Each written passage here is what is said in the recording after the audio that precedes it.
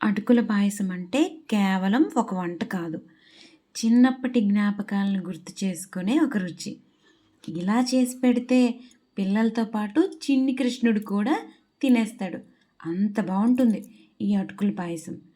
అటుకులు కుచేలుడిస్తే తిన్నాడు. మరి మనం ప్రేమగా పాయసం చేసి పెడితే కృష్ణుడు రుచి చూడకుండా ఉంటాడంటారా? అప్పట్లో మన పెద్దవాళ్ళు తినే పదార్థాలు చాలా సింపుల్‌గా ఉండేవి. వాటిలో శక్తి మాత్రం పుష్కలంగా ఉండేది. అందుకే అప్పుడప్పుడు ఇలాంటి వాటిని ఇంట్లో చేసుకుంటూ ఉండాలి. పిల్లలకు కూడా అలవాటు చేస్తూ ఉండాలి. అటుకులు, పాలు, బెల్లం, నెయ్యి, పెసరపప్పు, పచ్చి కొబ్బరి, కిస్మిస్, ఖర్జూరం, జీడిపప్పు ఇవన్నీ మన పెద్దవాళ్ళు వాడిన సహజమైన పదార్థాలు. ఇవన్నీ ఖరీదైన పదార్థాలు కాకపోవచ్చు. కానీ చాలా విలువైన పదార్థాలు.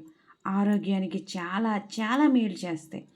వంట చేసే ముందు ఖచ్చితంగా 100కి 100 పాళ్ళు రుచిగా వచ్చి తీరుతుంది అని ఎవ్వరూ బల్లగుద్ది చెప్పలేరు.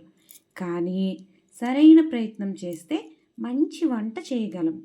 అలాగే జీవితంలో కూడా ఫలితం ముందే తెలియకపోయినా మంచి ప్రణాళికతో ముందుకు సాగితే విజయానికి చాలా దగ్గర అవ్వగలమనేది నా నమ్మకం. పదార్థాలు ఇంట్లో ఉన్నాయంటే పాయసం దానంతట అదే తయారవ్వదు కదా. వాటిని కలిపి మనమే వండాలి. అలాగే కళలు ఉన్నాయంటే సరిపోదు. వాటి కోసం ఇష్టంగా కష్టపడాలి. కలలు కనడం మొదటి అడుగు, కృషి చేయడం రెండో అడుగు.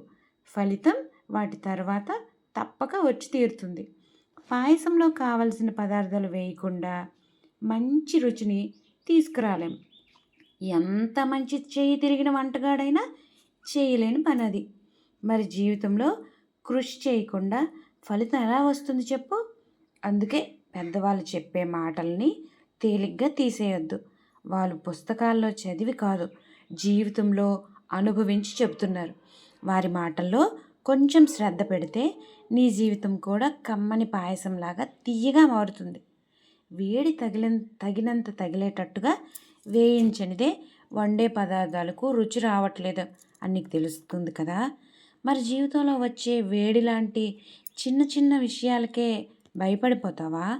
మరి కమ్మని పాయసం సొంతం చేసుకునేది ఎప్పుడు చెప్పు? అందుకే నీ తగినంత శ్రమని జీవితానికి అందివ్వు. అది తిరిగి కమ్మని రుచిని నీకు ఇస్తుంది. హాయిగా ఆస్వాదించవచ్చు.